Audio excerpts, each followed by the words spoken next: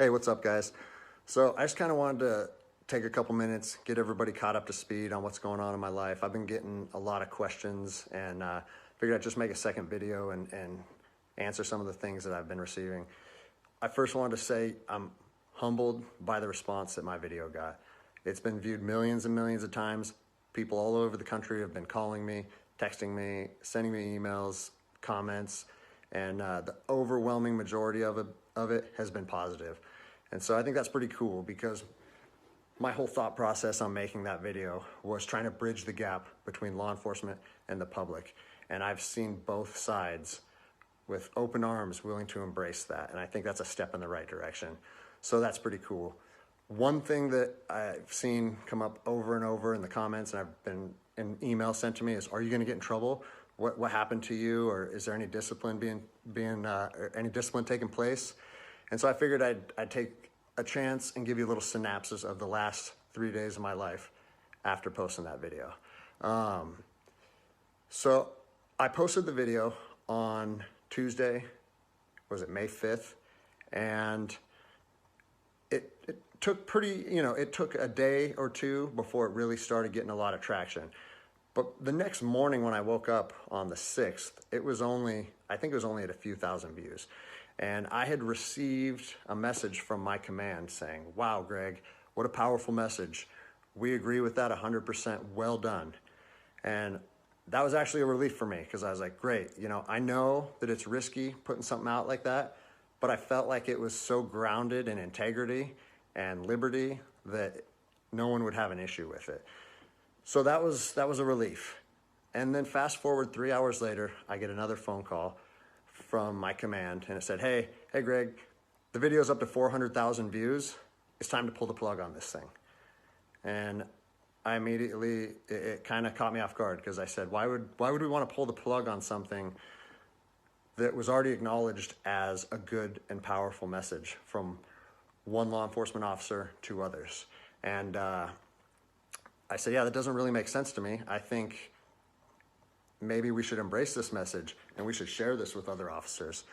And he said, listen, it's not up to me. I have been directed to tell you to take the video down, and I need to know if you're going to take the video down. And I said, no, I can't take the video down. Because if you listen to my first video, the whole message that I was trying to share with people and impart on them is, if you believe in something in your heart, you have to stand by that conviction, even if it costs you everything. And like I said last time, I have 3 little kids. I have this house, I have another house. I cannot afford to lose my job.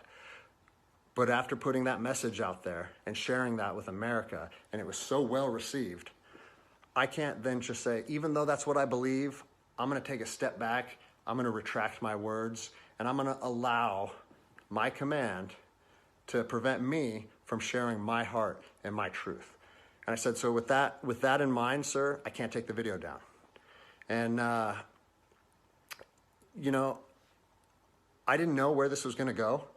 And I immediately started thinking about, what are they going to try and gig me on? What did I do wrong? What policy did I violate? And I got called back a couple hours later. And by this time, it was skyrocketing. Everyone in the agency was seeing it. Cops from when I was an officer down in Los Angeles, they were contacting me. I got a call and it said, listen, the video needs to be taken down right now and you need to accept a letter of reprimand.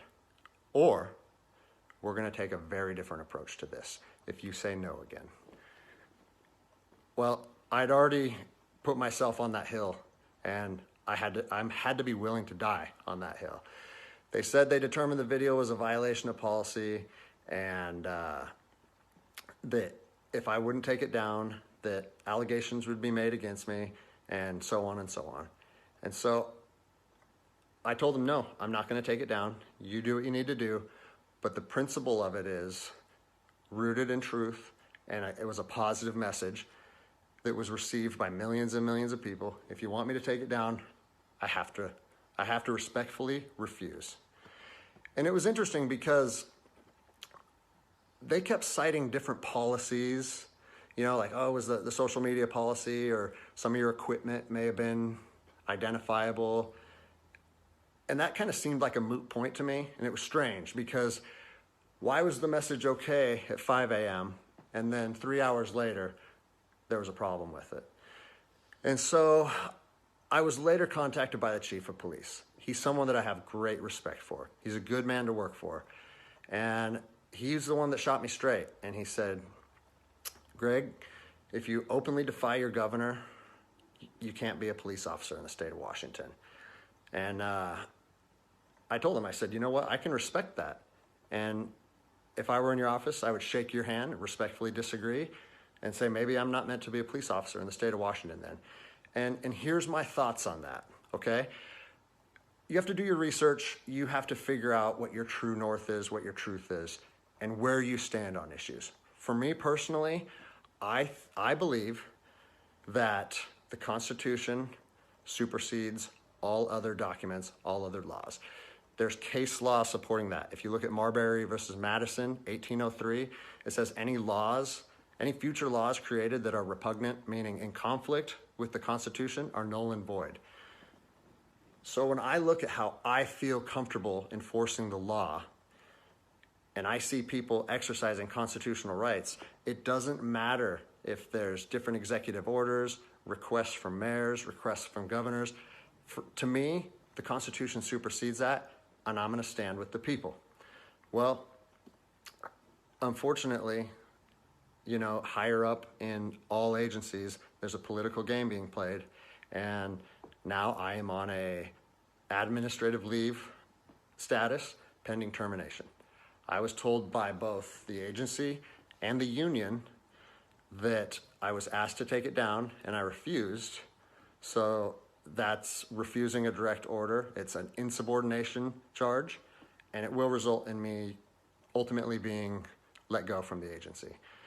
And I said, you know what? If that's what you guys have to do, if that video is so bad that you want to take my career from me and you want to leave my, potentially take my ability away to provide for my family because of that video, do it. Because I'm going to stand by my convictions, just like I said in my last video. So yeah, it's weird, how fast your life can change in a week. It's something that I never thought would happen. I never thought that I would make a video that would resonate with millions of people. But my head is held high. I'm not intimidated or upset by how this played out. Like I said in my last video, man, I fought in the streets of Ramadi during 04 and 05. I came to terms long ago that my convictions and my beliefs may cost me everything up into my life. And even though it's 15 years later and I'm a police officer in Seattle, Washington, that truth still remains for me. So I don't have an option to back down or feel sorry for myself or give in and say, you know what, I got kids and I think I'm just going to take the letter. No, if they want to do me like this for standing up for liberty, they can do that. I'll leave you guys with this. It's on to the new adventure for me. I've been doing different things my whole life, and I'm actually excited, to tell you the truth.